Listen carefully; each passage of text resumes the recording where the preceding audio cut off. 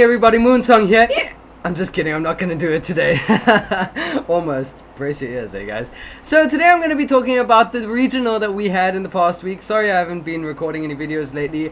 I've had to move house. As you can see, the background's pretty different. I'm staying at a new place with my man, Toasty T-Man. You saw him in the last video. He was opening up a set of legendary Kyber collection. And today I'm going to be talking about the regionals that we had this last week. It was here in South Africa, it was in Cape Town. Thank you to Durbanville Games for hosting it, and to Chris for being the tournament judge, the head judge there. So this tournament was really interesting because everyone was worried about as we saw the true Dracos were topping at Salt Lake City, and that became like quite a big thing. But I'm surprised that we didn't see many true Draco players. And I have the results for the top 8 here, and we only, obviously it's South Africa and it was in Cape Town, it was only a regionals, and we had 42 players at this regionals. And the top 8, well, first place was Spiraled, went through undefeated the whole way through. It's the same champion that's been reigning for 2 years and that, but he played really well. Played Spiral Goki. It was a mixture of Gokis and Spirals, which was really interesting, and I played against that deck list a couple of times. I didn't get to do him in the tournament, which would have been fun, but... And in second place, we had mekk-knight Invoked. Now, mekk-knight Invoked has made quite an impact in the meta, and especially people don't expect decks to be going second.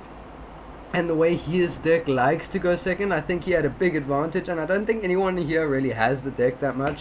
But I think it did really well, and the guy who played it I didn't expect him to play it. He used to play Trickstars beforehand, but everyone expected him to play Trickstars. But I think no one expected mekk-knight Invoked because the secret rares are really hard to get, and especially here for South Africa where we don't really get cards that easily. In third place we had 60 card Lightsworn, you know, the whole Lightsworn Sirenui thing, which was really good. It was really a really powerful deck. I always think it's good. It's one of those decks that will always be good in any format. In fourth place we had a Pendulum player, Pendulum Magician. Now we've known they have had their representation, and people were scared of that. People were expecting more of that to be there because this has been the best deck of the format, as we know. But I think well, people having so many side decks for Pendulum Magician, it was expected, and then that's why a lot of them didn't make the top 8. As we see here, the top 8 was only 3 Pendulum Magicians, so that was quite, yeah, it's not as big as a representation, but there was still quite a lot there. In fifth place we had Paleozoic Frog. Now that is something that's been, I feel like it's a really good deck because it's mostly the anti-meta for the format besides True Dracos. I mean, I think this was the only Paleo Frog deck in the tournament. There was one more, but it was another variant, which was quite interesting. I'll tell you about that just now. It was some Spiral Paleo, the Phantasmal Spiral Paleo form variant, which was really interesting, and it did pretty well. It made top 16. But this was the pure Paleo Frog deck, and it was the generic frog engine, and then just a whole bunch of traps with the paleo traps that are generic. And the reason why I think it's really good is because the paleo frog's main anti-spell, and that is a big hit for Pendulums, and it's a deck that really counters the top deck of the format, which is why they were so good right now and why they actually make it to the top tables, I think, or made it to the top tables in this tournament. The next deck was Pendulums. Again, they made 6th place. Well, it's Pendulums, you knew they were going to make it. Then we had one ABC player, and this was a good friend of mine, and I was really interested with what he did with the deck. He played ABC. ABC has always been that deck that has just stayed there at the meta. They've just kind of been the underlying deck that have always made it. And what he did was he ran diagrams in his deck and played a small True Draco engine, which he was able to summon out Masterpiece with his pieces. So he would pop his pieces with diagram and then get a Masterpiece and then get a search of the piece, which was very interesting, and it was a really good idea. And especially, I mean, with Bust Dragon being such a good card on its own, now you have to deal with a Masterpiece as well. That is quite a clever idea, and I think it was really good. And then in 8th place we had another Pendulum Magician player, which was really good. I think it was quite a varied tournament. I mean, we're in a format now where we don't know what deck's gonna win, and I think it's kind of scary because like you could go up against anything. I mean, I played Mermails, and it was pretty fun, OTKing people out of nowhere, and it was really unexpected because people thought I was gonna play World Chalice, but I enjoyed it. In the entire tournament we had 3 ABC players, 2 Spiral, 10 Pendulum Magicians, as you can see, that had the most representation. 3 Dark Magicians, there would have been, which was quite interesting. I didn't see any of them make it that far. There were 2 Paleo, because the other one was the Phantasmal Spiral build. So what he did was he mixed the field spell of the spirals and added the spiral traps to search them, and then he added the Paleo cards because they become normal monsters and you can go into Totally Awesome, which is quite a really good idea, I think.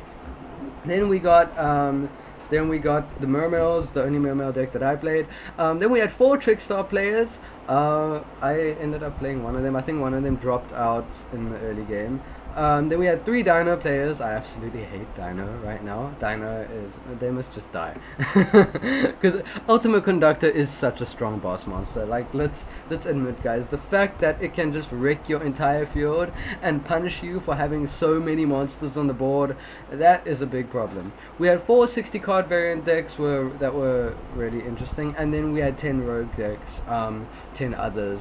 One of them being a stun. I don't think it made it that far. It was like barrier statue stun. There were a couple others that I didn't really see, so I'm not really sure. And there were a lot of the people were playing Odd Eyes decks as well, because that was like for the lower tier, I think. But yeah, that's the basic format that we had. The Spiral player apparently went undefeated in the entire tournament. He just won all his games, which is really, really good. Like, that is quite impressive, the fact that Spiral's dead. But I don't think it's dead. I think the Gokis helped him out. I mean, we've seen that there is that, I don't know, I heard that there's more Spiral support coming out.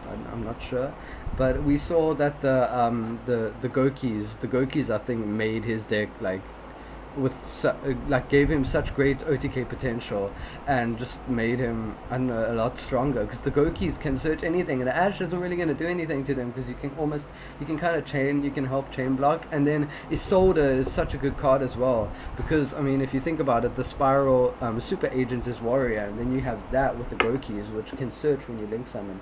That is just really good, and it was a really good idea, and I think it's something you guys can also look into, because the Gokis, as we know, are getting more support, and now because of the new flood coming out, the meta is going to be changing and everything is going to be new and different. And I don't think we'll have a top deck if they hit Pendulum Magicians for this new ban list. We don't know what's going to happen, but we'll see what will happen, because it will be quite confusing. And now we got the structure deck coming out as well. I feel like we're going into more of a store deck profile, deck format, and a lot of decks are now going to be storely and more control-y, and like they're not gonna spam as much. I think maybe Konami's trying to slow that down, I'm not sure, but we'll have to see. I honestly don't think they'll hit Electromite in the next ban list. But that was our regionals that we had. I really enjoyed myself. I'm sorry I posted so late, because as I said, I've been moving, and then while I was at the regionals I got sick, so it was a combination of moving and getting sick, and I really just did not have the strength.